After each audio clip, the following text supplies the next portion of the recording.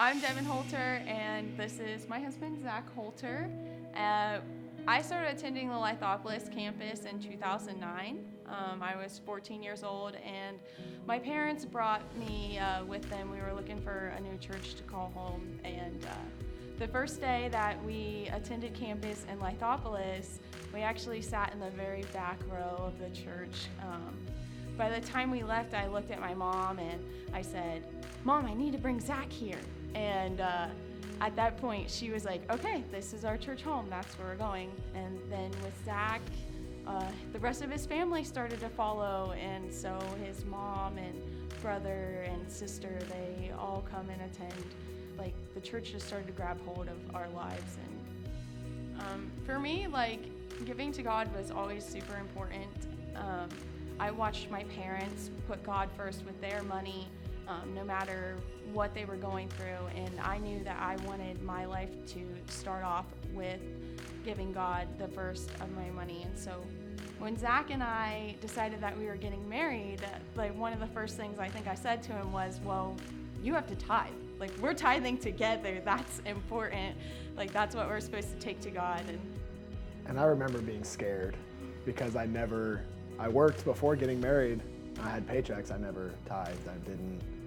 I felt like I needed that money, if that makes sense. So when we were getting married, and we had that first paycheck and we had the calculator broke out and figured it out, I remember having a sinking feeling of, this might hurt for a while.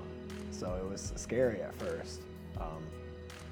But it's just funny how everything since that first paycheck and tithe, and we started to kind of snowball into all the blessings it's shown for us today. So for me, like, I think the first blessing was the fact that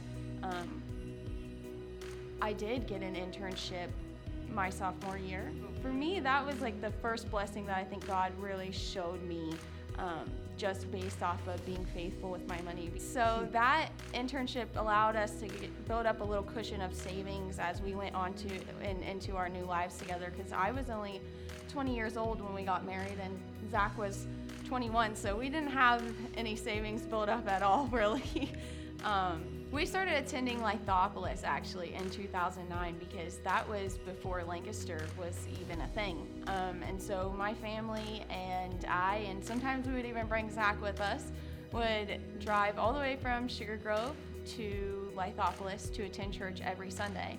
And so after a couple years of attending there, they announced that they wanted to open a campus, and who guessed where? Lancaster! And we were like, "Oh my gosh, this is so awesome."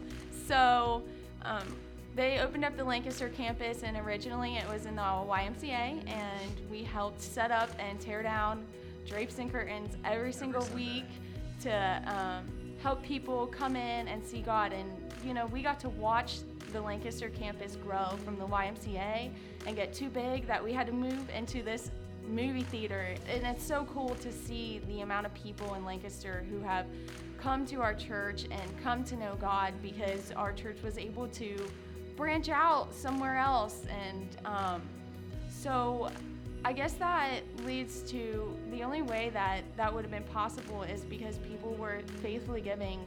And that's the way that we were able to get our Lancaster campus. And so the fact that me giving my tithe, I know that that's helping to build Canal, that's amazing. It's really important to me about giving into this church to build in Canal, I think, because when I was young, 14, 15, no, I wasn't 14, maybe probably about 16 years old when I was going to Lithopolis, and I didn't give any money, but people did to get us down to Lancaster. And at the YMCA is actually where I raised my hand and gave my life. And I was actually baptized in the pool there. So it's just to see, I mean, it may have happened if we kept going to Lithopolis, but it 100% happened in Lancaster because of other people's faithful giving. And just the generosity of other people to save somebody like me. It's just, I don't have words for it. If anybody out here is really listening and they are out on a limb or they feel like they're cornered, they have this thought of they want to give, but they just don't see how it's possible, I would highly suggest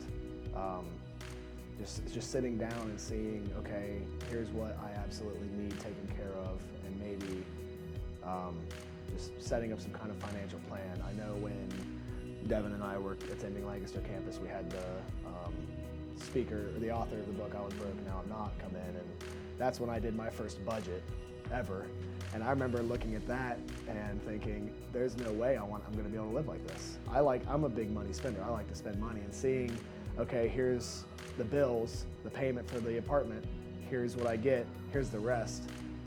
I have to give 10% of that, then save the rest. I mean, I just couldn't imagine doing that, but just seeing how much further I've come and how many blessings have blessed my life, it's apparent that nothing else has done it for me than giving the 10% that I need to give, and just stepping out on that cloud of faith, we say, a leap of faith, that God will take care of me. And I think that's been apparent in my life.